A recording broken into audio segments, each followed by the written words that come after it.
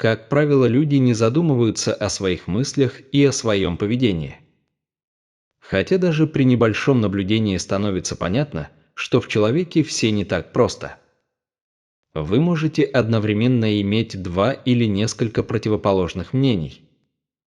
Один по утрам думает заняться зарядкой. Другой сразу же предлагает массу доводов, чтобы не заниматься. И где в этом споре вы? На эту тему мистик Гурджиев говорил следующее. Вам необходимо понять, что в каждом человеке есть две совершенно отдельные части, как бы два разных человека, его сущность и его личность. Сущность – это «я», наша наследственность, наш тип, характер, природа. Личность – случайная вещь, воспитание, образование, взгляды – все внешнее.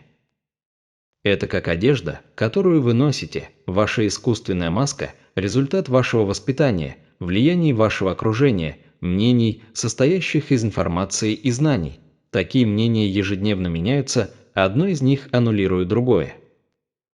Сегодня вы убеждены в одном, верите этому и желаете этого. Завтра под воздействием другого влияния ваши убеждения и ваши желания становятся другими. Весь материал, составляющий вашу личность, можно полностью изменить при помощи искусственных способов или случайно, вместе с переменой окружающих вас условий и места. Такая перемена может произойти за очень короткое время. Сущность не меняется. Например, у меня смуглая кожа, и я останусь таким, каким родился. Это принадлежность моего типа. Когда мы говорим здесь о развитии и изменении, мы говорим о сущности. Личность пребывает в рабстве, она способна измениться очень быстро, буквально за полчаса. Например, посредством гипноза можно изменить ваши убеждения. Это возможно потому, что они чужды вам, не являются вашей собственностью. А то, что относится к нашей сущности, это наша собственность. Мы всегда создаем мнение внутри сущности. Всякое влияние механично возбуждает соответствующее мнение. Вы можете любить меня механически, и таким образом механически регистрируете это впечатление обо мне. Но это не вы. Это впечатление приходит не от сознания, оно приходит механически.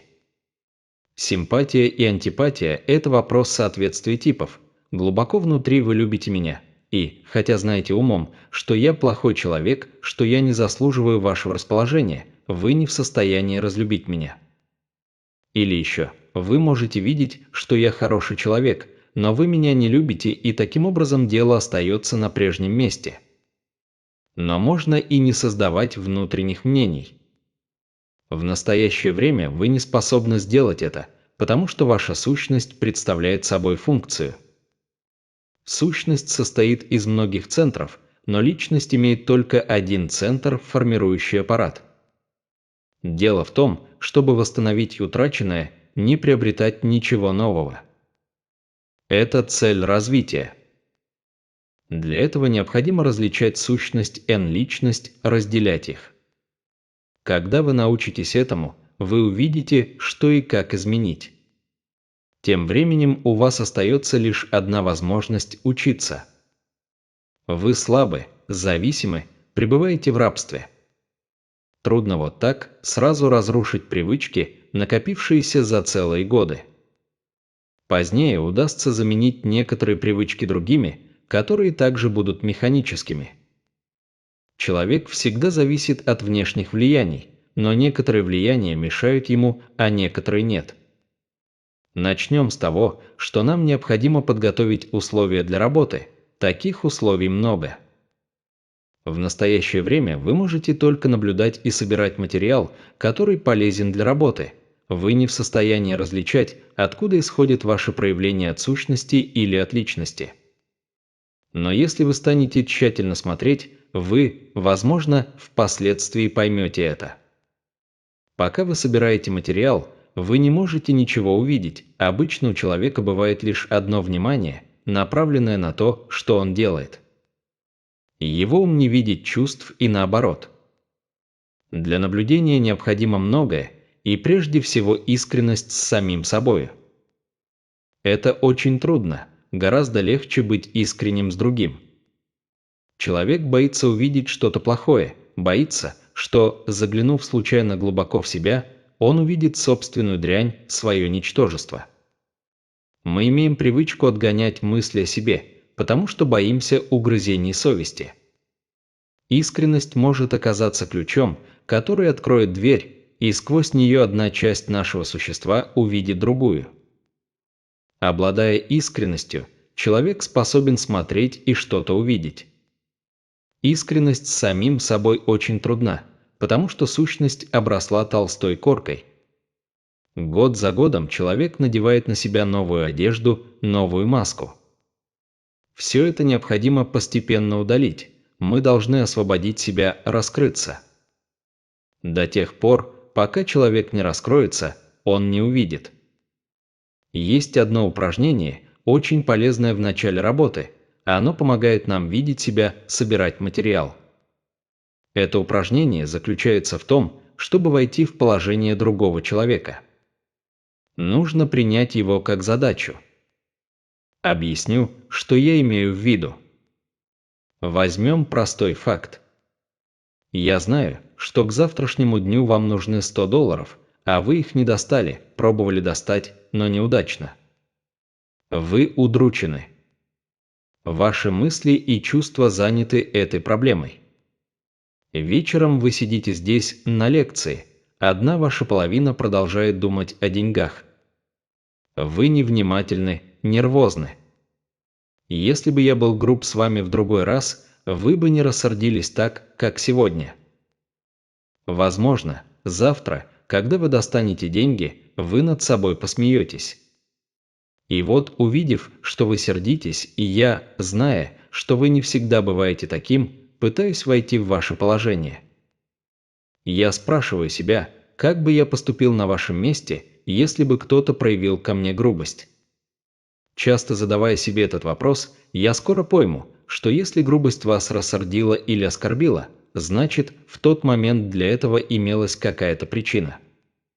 Я скоро пойму, что все люди похожи друг на друга, и никто из них не бывает всегда хорошим или всегда плохим. Все мы одинаковы, как меняюсь я, так меняется и другой. Если вы поймете это и хорошо запомните, если вы подумаете о своей задаче и станете выполнять ее в нужное время, вы обнаружите много нового в себе и в своем окружении, много такого, чего раньше не видели. Это первый шаг. Второй шаг – практика в сосредоточенности. Благодаря этому упражнению вы сможете достичь другого. Самонаблюдение очень трудно, но может дать многое, большой материал. Если вы помните, как вы проявляете себя, как желаете, как регулируете, как чувствуете, вы узнаете многое. Иногда сразу же сумеете понять, что такое мысль, что такое чувство, что такое тело. Каждая наша часть находится под разными влияниями, и если мы освобождаемся от одного, то становимся рабами другого. Например, я могу достичь свободы в сфере ума, но не в силах изменить эманации своего тела, тело реагирует иначе. Человек, сидящий около меня, воздействует на меня своими эманациями. Я знаю, что мне следует быть с ним вежливым, но испытываю к нему антипатию. Каждый центр имеет свои собственные эманации, и временами от них нет спасения. Очень полезно сочетать упражнения в том, чтобы ставить себя на место другого с самонаблюдением. Но мы все забываем и вспоминаем только задним числом. В нужный момент наше внимание оказывается занято, например, тем, что нам не нравится этот человек, и мы с этим чувством ничего не можем поделать. Но факты забывать не следует, их надо регистрировать в памяти. Вкус переживания сохраняется лишь в течение некоторого времени. Оставленные без внимания, проявления исчезают. Нужно отмечать происходящее в памяти, иначе вы все забудете. А ведь мы хотим не забывать. Есть много вещей, которые редко повторяются. Случайно вы что-то увидели, но если не закрепить увиденное в памяти, вы забудете его и утратите.